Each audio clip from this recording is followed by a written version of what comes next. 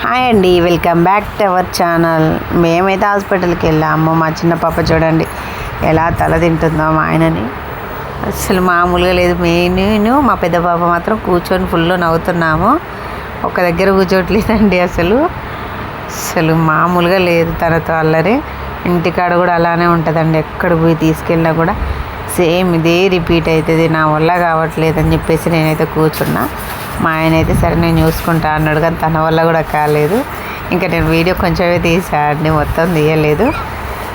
అసలు తను చూడండి, అసలు ఒక్కసారి ఆగట్లేదు. మీ పిల్లలు కూడా ఇలానే ఉంటారా? తను ఏడవకపోయినా ఇబ్బంది పెట్టకపోయినా ఇలా 24 hours నడుస్తూనే ఉంటుంది. ఏమైనా పడుకున్నప్పుడే ప్రశాంతత అండి.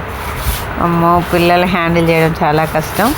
మరీ నడక వచ్చిన తర్వాత హ్యాండిల్ చేయడం ఇంకా కష్టం అండి. ఆయన నడక వచ్చిన టైంలోనే కదా జాగ్రత్తగా ఉండాలి. సో అలా కూడా ఇబ్బందే. మీ పిల్లలు కూడా ఇలా నడిస్తే ఖచ్చితంగా కామెంట్ చేయండి. ఒక్కసారి కూడా కూర్చోవట్లే కదా. మా లక్కీగాడైతే ఎప్పుడు ఇలానే నడుస్తూనే ఉంటుంది. అసలు తనకి కాళ్ళు ఎందుకు నవ్వదో, ఎందుకు బోర్ కొట్టదో, తనతో అలసిపోతున్నాం మేమైతే. మాలాగా కూడా మీరే ఉంటారనుకుంటా. చాలా ఇసుక పడుతుంటారు వాళ్ళ డాడీ.